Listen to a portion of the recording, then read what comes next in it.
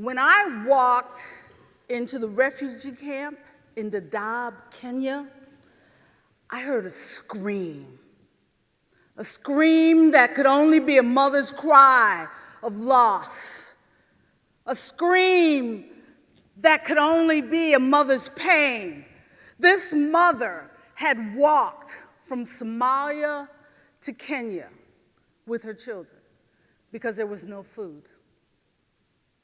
She had walked from Somalia to Kenya because the rains had not come. And by the time she reached the refugee camp, her youngest child was dying. And all she could do was scream. Her youngest child, who was less than 6 months old, she fed no lily pads, which was what she fed her other children as they walked. But she had no nourishment to give that child because she too had only had lily pads. This mother screamed because the brave men and women of Doctors Without Borders could not save her child. He was too dehydrated, too malnourished, and all this dying mother had to give her child, because the rains did not come, was her scream. Mothers walk from their homes to refugee camps, not because they want to immigrate, not because they're looking to migrate to another country, leaving their homes. They go because there's no food. They go because the rains don't come, the crops don't grow. Because when the short rains stop and the long rains are short, the cattle die. And they can't feed their children, so they walk. And indeed, each year, more mothers are walking.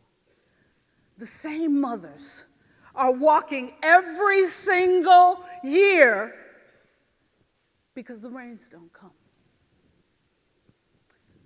Our global food system emits 25% of all the greenhouse gases. These mothers are not emitting the greenhouse gases. They are not responsible for the climate crisis. Yet because the rains don't come, their children are the ones that are dying. And they're unable to feed them and have any money to do anything but walk. And tragically, as experienced by these women, we know from the Food and Agricultural Organization of the United Nations that the climate crisis is the challenge driving more hungry people, particularly the world's most vulnerable. And as we sit here today, as we applaud for the evening that we're having, 880 million people are food insecure and hungry. And yes, as the World Food Program's executive director, every year donors gave me money and we fed the families. And just as we did when I was executive director, the executive director now is receiving donations from around the world to provide emergency food assistance. But you know what the problem is? We're feeding the same families every single year. Why? Because even the humanitarians do nothing to change the situation. We don't provide preemptive support. We don't build resilience. It costs 7 times more to feed a hungry child in an emergency than it would to provide the seeds and tools that are necessary to support the adaptation of agriculture so families could feed themselves. But we're not moved by the idea of providing resilience. We're moved by the pictures of starving babies and women walking. And so we feed the same people every single year. And I've often heard people say, but aren't the poor always hungry? Particularly in sub-Saharan Africa. Haven't we always had hungry people on earth? All right, folks, here's the reality. Since 1950, our food system has been more efficient than ever before in the history of mankind. We grow enough food to fill the bellies and fill the pots of everyone around the world. The challenge is that there are unintended consequences of this more efficient food system. In addition to that 25% of greenhouse gases that are emitted, we also have the challenge that too many of our farms create the biodiversity challenges that we're faced with. That our agriculture system uses 70% of all of the fresh water each year. And that, because of the disparate distribution, 3.1 billion people can't afford a healthy meal. And now with 8 billion people on Earth, those numbers are skyrocketing. And that's why we have 880 million people, and that's why I'm standing here before you today. Because we can do better.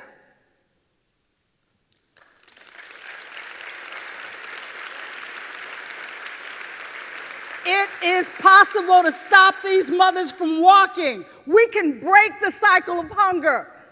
It just takes imagination, folks. Close your eyes for a minute. Visualize a world where every mother everywhere has everything she needs to feed her children. You can see it, can't you? We can turn that imagination into reality, and it takes 3 things for us to do that. We need to make sure first that we bring on new biological and digital tools for everyone, not just for affluent farmers. But because of the cost today, it's only going to affluent farmers. What am I talking about when I talk about new biological and digital tools? Things like short stature corn that grows to 2/3 the height of regular corn. Because the trunks are larger and the roots are deeper, it can withstand the wind and withstand the fact that the water may not be enough. And we know that the research is showing, in fact, that those ears of corn can produce more. They're more drought tolerant, giving more potential for production during this period of crisis. But there are also new digital tools. Tools that are data-based. They can't make the rains come, but they can help a farmer manage the field to support the conditions that exist, to know when and what to give to the plants, to know when there's stress and to protect them and provide the support that is required, to seed, feed, and grow in a manner that will create a productive yield. But the reality is those mothers, those 40% of them are the farmers. And they can't afford those tools. They're not coming online for them. And they require assistance. But here was what we did.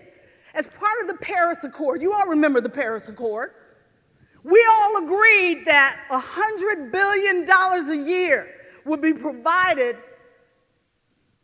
to support the adaptation of the developing world who did not create the climate crisis.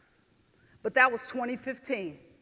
2022, We haven't lived up to that commitment not 1 year. And I can tell you, the mothers, their husbands, the capitals, they're mad at us. I just came back from Rwanda, and yet again, people can't afford food. And the challenge is we're admiring the problem. So the second thing that we need is financing. We need financing that the government provides to meet the commitments that they've made, but we also need private sector financing to ensure that we fill the gap, because no agriculture system has ever grown to full productivity without private sector investment across the entire food system. All right, so whenever I start talking about private sector financing, people always start to say, all right, stop talking about over there. We have problems right here at home. We need to begin to invest in our own farms here at home before we start talking about the challenges over there, because we have climate problems and hungry people right here. And indeed, we do. There are 35 million people in the United States today who can't afford enough to eat, who are food insecure and hungry. There are farmers across this country. There are only 50,000 black farmers left in the United States today because of lack of access to the same thing, tools and financing. We starve whole communities from business development to create what is necessary for a food system here at home. Private sector financing, support from governments that ensures the access to the tools that are necessary to grow businesses. Why? Because private sector overestimates risk and underestimates opportunity. The lens that they use is the same lens over there that they use in the communities here. And as a result, the capital does not flow. And mothers walk and people stand in lines here in the United States. But whether we're talking about right here at home or over there, we know that bringing private sector capital off the sidelines and to the table is possible if we can build the narrative to help private sector asset managers and owners understand that you can stop mothers from walking, stop people from standing in lines, support farmers who otherwise would go out of business, scale up businesses across our community by bringing capital online. We can make capital grow, and we can stop the mothers from walking. We can make the farms flourish over there and at home. If there's one lesson we should have learned that we must hold dear in our memories from COVID, is that a problem over there is a problem everywhere, including right here at home.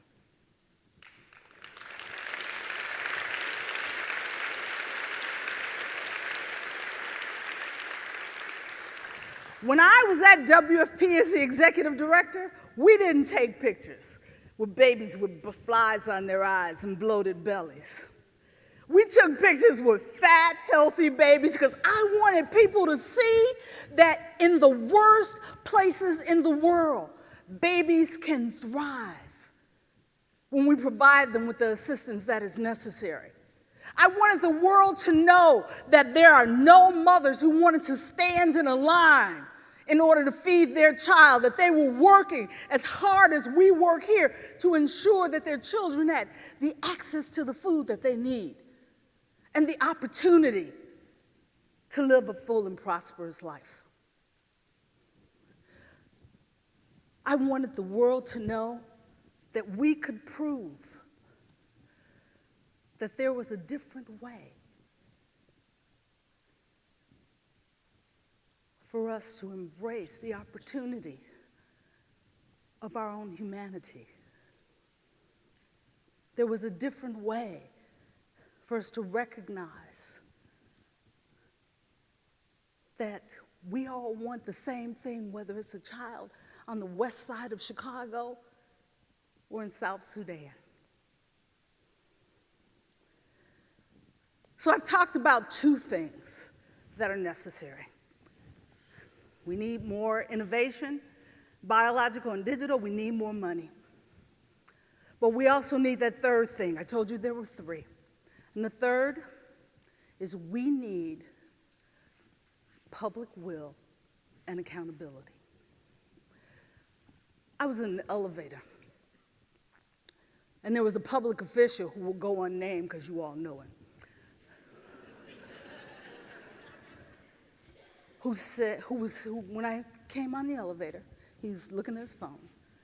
He said, "Hey, Ertharin, still feeding the babies?" I said, "Yeah, that's what I do." And he said, "You know nobody gives a damn, right?" We need to prove him wrong.